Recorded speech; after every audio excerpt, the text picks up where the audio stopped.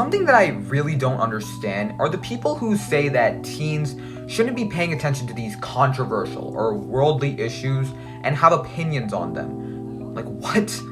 By the next election, most of us are going to be able to vote, and y'all gotta understand, learning about these sensitive topics are what gives these kids a look into the real world, which isn't the sugar-coated fairy tale many of them are taught at a very young age. Now, don't get me wrong, I know this can result in many teens having a hateful attitude towards those of different opinions, but that begs the question, can you really even blame these kids on their attitude, considering the current state of the mainstream media, where they're likely to get a majority of their info and news?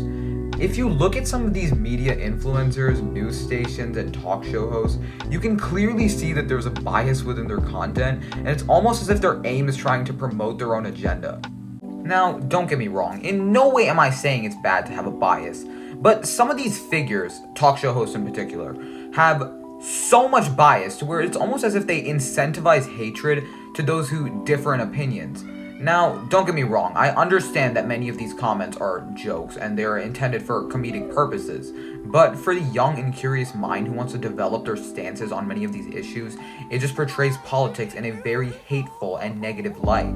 and it can make someone lose interest in the topics altogether, also have hateful stances for those who disagree, and even cause depression, and they can be exposed to these sources from their own household, considering how readily available internet resources are nowadays, and even from family members simply watching these sources online and the kids overhearing them. Now, in no way am I hating on these influencers, but my point is that this is not a good source for teens like me to gain knowledge on these topics in a way that is both not biased and allows us to develop our own views without hating on the opposing side. But my goal is to make the safe haven for teens a reality, and to do this, I'm going to be uploading both on here and my Anchor on these controversial topics in the most PC, easy to understand, and unbiased way possible so that you can be informed. And if that is something that interests you, please consider both following here and on my Instagram page, which is linked in my bio.